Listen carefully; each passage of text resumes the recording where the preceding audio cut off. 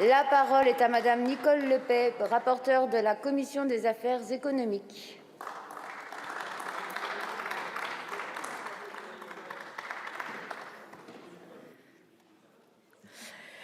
Madame la Présidente, Monsieur le Ministre, Monsieur le Président de la Commission, Monsieur le rapporteur général, Messieurs les co-rapporteurs, chers collègues. Aujourd'hui, les agriculteurs doutent de leur avenir et de leurs fonctions.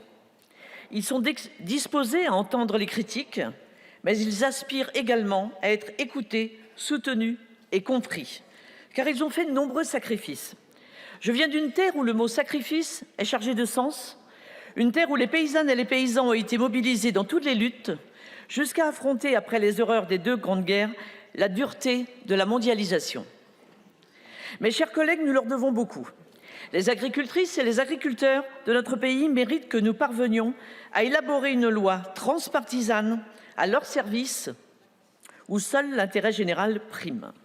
Ce projet de loi, même s'il ne réglera pas tous les maux de l'agriculture, vise ainsi à sécuriser le secteur agricole français, à préparer les transitions en cours et à répondre aux urgences soulevées par le monde agricole.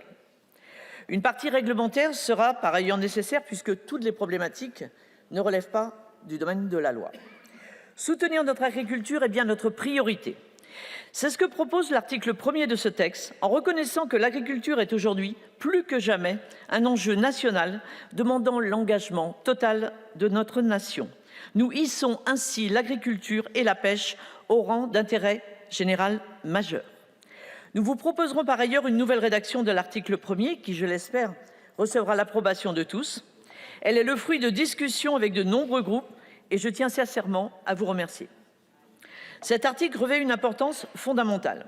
Il constitue le cœur du projet de loi en cernant la notion de souveraineté alimentaire, en définissant les politiques publiques visant à la garantir et en énonçant les actions concrètes à mettre en œuvre pour la réaliser.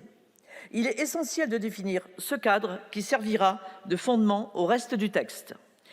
2 nouveaux articles ont été rajoutés après l'article 1er. L'article 1er bis, qui vise à inscrire l'agriculture parmi les intérêts fondamentaux de la nation, tels qu'ils sont mentionnés à l'article 410-1 du Code pénal. Ceci constitue un juste hommage au monde paysan. L'article 1er ter, issu d'un amendement de notre collègue Éric Martineau, visant quant à lui à instaurer un soutien financier en faveur de la constitution d'organisations de producteurs. L'enjeu du renouvellement des générations en agriculture est considérable et nécessite une action urgente. L'article 2 vise ainsi à définir pour la première fois des objectifs programmatiques clairs pour les politiques publiques, les politiques d'orientation et de formation dans le domaine agricole. C'est une révolution. Plusieurs amendements adoptés en commission, dont notamment celui de notre collègue David Topiak, qui vise à fixer des objectifs chiffrés d'augmentation du nombre de personnes formées dans les métiers de l'agriculture. Je relève également l'amendement de notre collègue agriculteur Dominique Potier, qui précise que les politiques publiques d'orientation et de formation en matière agricole incluent la promotion de l'agriculture biologique. L'agriculture et l'environnement ne sont pas antinomiques, ils sont interdépendants. Quant à l'article 3, il complète les dispositions du Code rural et de la pêche maritime en déterminant les missions de l'enseignement et de la formation professionnelle publique, privée, au métier de l'agriculture.